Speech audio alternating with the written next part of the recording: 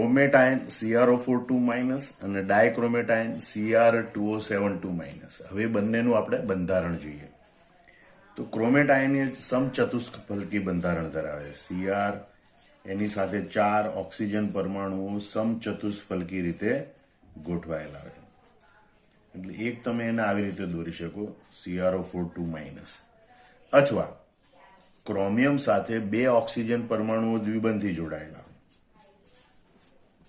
બરોબર, અને એક ઓક્સિજન પરમાણુ પોતાના ઋણ વીજભાર એટલે કે વધારાના બંધકારક ઇલેક્ટ્રોન યુગ્મ સાથે જોડાયેલા હોય. તો આ પ્રમાણેનું સમચતુષ્ફલકી બંધારણ પણ તમે દોરી શકો, બરોબર. આમ CrO4 2- એટલે કે ક્રોમેટાઇન એ સમચતુષ્ફલકી હોય.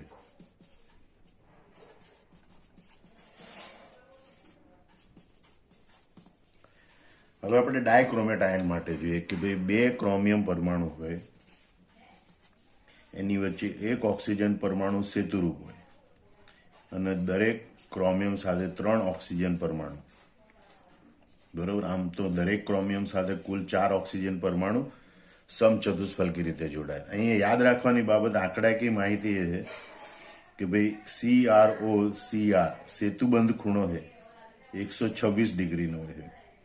સેતુબંધમાં જે બંધ લંબાઈ છે એ કારણ કે અપાકર્ષણને કારણે થોડા દૂર હોય એટલે એ બંધ લંબાઈ વધારે હોય, 179 પિકોમીટર હોય. 180માં એક ઓછા, આ 125માં એક વધારે. અને સેતુબંધ સિવાયના બાકીના CRO બંધ છે, દરેક બંધની બંધ લંબાઈ એક સરખી અને જે 163 પિકોમીટર જેટલી હોય છે. યાદ રાખજો, CrO-C સેતુબંધનો બંધ કોણ છે 126 ડિગ્રી. CrO આ બંને દરેક બંધની બંધ લંબાઈ 179 પિકોમીટર અને જે મુક્ત CRO બંધ છે એ દરેક બંધની બંધ લંબાઈ 163 પિકોમીટર હોય.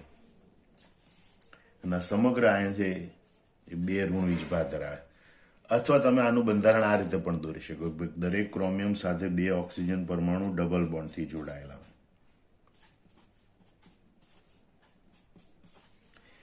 અને એક પરમાણુ બંને ક્રોમિયમ વચ્ચે સેતુ સ્વરૂપ હોય અને એક મુક્ત પરમાણુ હોય કે જેની ઉપર ઋણ વીજભાર હોય. આ -1 અને -2.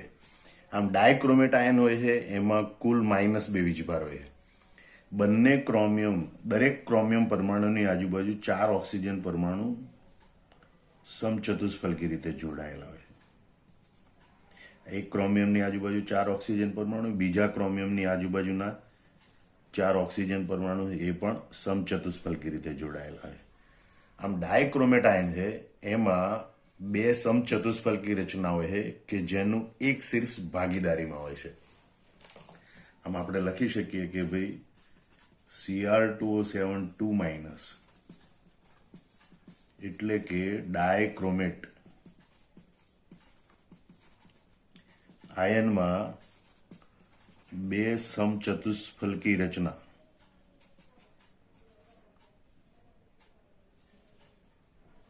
-2. આમ ડાયક્રોમેટ આયન હોય છે એમાં કુલ -2 વીજભાર હોય. બંને ક્રોમિયમ, દરેક ક્રોમિયમ પરમાણુની આજુબાજુ 4 ઓક્સિજન પરમાણુ સમચતુષ્ફલકી રીતે જોડાયેલા હોય. એક ક્રોમિયમની આજુબાજુ 4 ઓક્સિજન પરમાણુ, બીજા ક્રોમિયમની આજુબાજુના 4 ઓક્સિજન પરમાણુ એ પણ સમચતુષ્ફલકી રીતે જોડાયેલા હોય.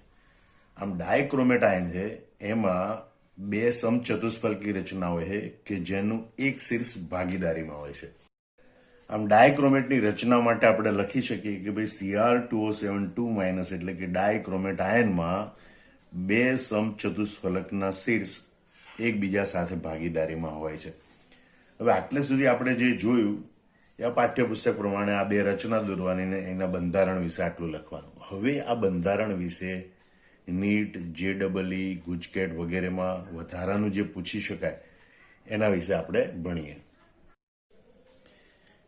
હવે આપણે આના સરેરાશ બંધ ક્રમાંક અથવા તો બંધ ક્રમાંકની વાત કરીએ કે ભાઈ ક્રોમેટ આયન કે ડાયક્રોમેટ આયનમાં CrO બંધનો બંધ ક્રમાંક કેટલો હોય, બરોબર.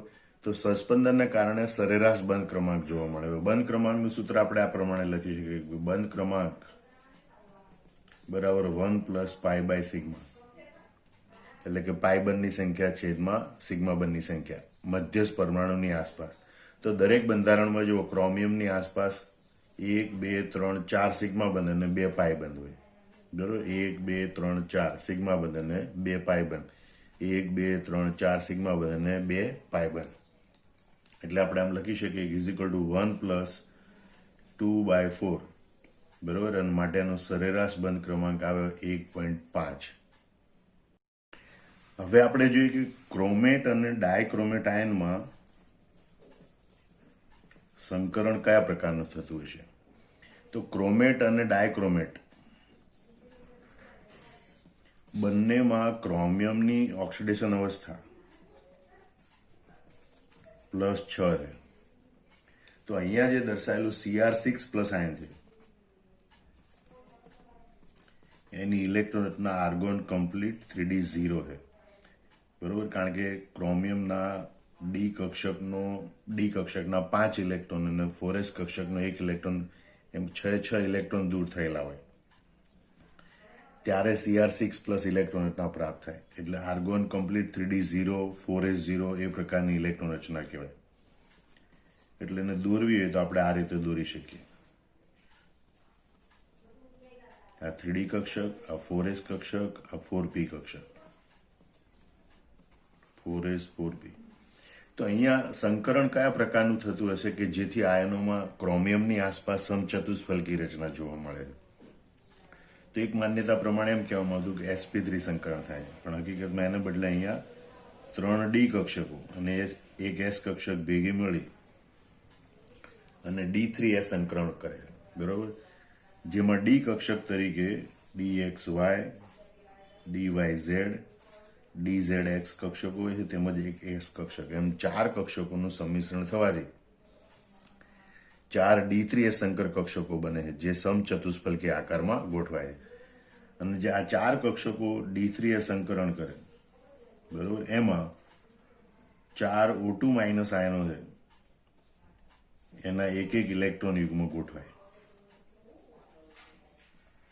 બરોબર, એના કારણે CrO4 2- આયનની ઇલેક્ટ્રોન રચના બને આ રીતે. તો અહીંયા ખાસ યાદ રાખજો કે ક્રોમેટ અને ડાયક્રોમેટ આયનમાં ક્રોમિયમ મધ્યસ્થ પરમાણુ છે એમાં d3s સંકરણ થાય છે અને એટલે સમચતુષ્ફલકી આકાર જોવા મળે છે.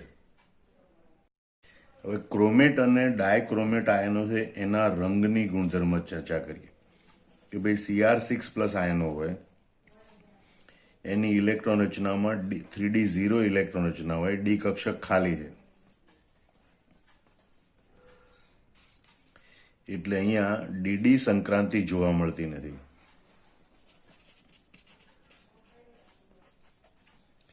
તો એ ક્રોમેટ અને ડાયક્રોમેટ આયનો રંગવિહીન હોવા જોઈએ. એને બદલે ક્રોમેટ આયન એ પીળા રંગનો હોય છે, ડાયક્રોમેટ આયન એ નારંગી રંગનો હોય છે. રંગ હોવાનું કારણ શું? બરોબર, તો ક્રોમેટ અને ડાયક્રોમેટ આયનમાં રંગનું કારણ એ વીજભાર સ્થાનાંતરણ છે. બરોબર, ઓક્સિજન પર જે ઋણ વીજભાર છે એનું સ્થાનાંતરણ થાય છે, અથવા તો કહેવાય ઇલેક્ટ્રોન યુગ્મનું આંશિક સ્થાનાંતરણ છે. બરોબર, તો એ કેવી રીતે બને છે? તો કે ઓક્સિજન પરમાણુની પી કક્ષક એના આ ઇલેક્ટ્રોન છે એ થોડા અંશે ક્રોમિયમ પરમાણુની ડી કક્ષકમાં સ્થાનાંતર પામે છે. ઓક્સિજન પરમાણુની પી કક્ષકના ઇલેક્ટ્રોન અંશતઃ ક્રોમિયમ પરમાણુની ડી કક્ષકમાં સ્થાનાંતરણ પામે છે. એટલે કે વીજભારનું અહીંયા ઓક્સિજન પરથી ક્રોમિયમ પર સ્થાનાંતરણ થાય. એટલે એક વાત આ કે વીજભાર ઓક્સિજનથી ક્રોમિયમ તરફ સ્થાનાંતરણ પામે. બીજું, ઓક્સિજન એ ઋણ વીજભાર ધરાવે છે, ક્રોમિયમ એ ધન વીજભાર ધરાવે. ઋણ વીજભાર ધરાવતું આયન એનાયન કહેવાય આ કેટાયન કહેવાય. એટલે એમ કહેવાય કે ભાઈ એનાયનથી કેટાયન તરફ વીજભાર સ્થાનાંતરણ થાય. બરોબર, એનાયનથી એક વાત આ પણ ગણાય. બીજું સંકીર્ણ સંયોજન આને ગણે તો જે ઓક્સાઇડ આયન છે એને લિગેન્ડ કહેવાય. બરોબર, એલ. અને જે ક્રોમિયમ છે એને ધાતુ આયન કહેવાય. એટલે કે એલ થી એમ તરફનું સ્થાનાંતરણ અથવા એમ કહેવાય કે લિગેન્ડ થી ધાતુ આયન તરફ વીજભાર સ્થાનાંતરણ થાય. બરોબર, એટલે આ જે ઘટના છે એ ટૂંકમાં વીજભાર સ્થાનાંતરણની છે.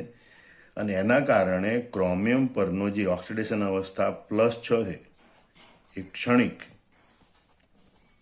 +5 માં રૂપાંતર પામે છે. એનું +5 માં રૂપાંતરણ ક્ષણિક થાય છે.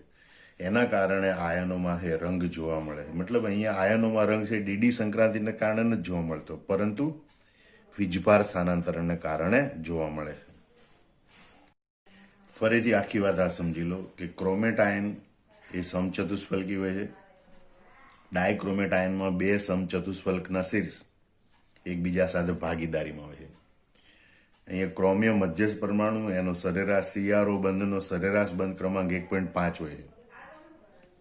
સંકરણ, અહીંયા મધ્યસ્થ ક્રોમિયમ પરમાણુમાં D3S પ્રકારનું સંકરણ થાય છે, એવું ખાસ યાદ રાખજો. રંગનું કારણ ડીડી સંક્રાંતિ નથી, પણ વીજભાર સ્થાનાંતરણ છે. એને એમ પણ કહેવાય કે ઓક્સિજન પરમાણુની P કક્ષકમાંથી અબંધકારક ઇલેક્ટ્રોનિકમાં ક્રોમિયમ પરમાણુની D કક્ષકમાં સ્થાનાંતરણ પામે એટલા માટે, અથવા એનાયનથી કેટાયન તરફ વીજભાર સ્થાનાંતરણ થાય, અથવા કહેવાય લિગેન્ડથી ધાતુ આયન તરફ વીજભાર સ્થાનાંતરણ થાય.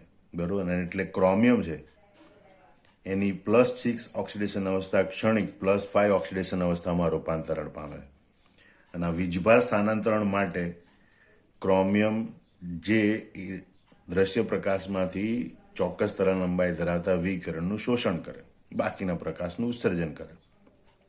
અને એના માટે આ ક્રોમેટ અને ડાયક્રોમેટ આયન અનુક્રમે પીળા અને નારંગી રંગના દેખાય છે.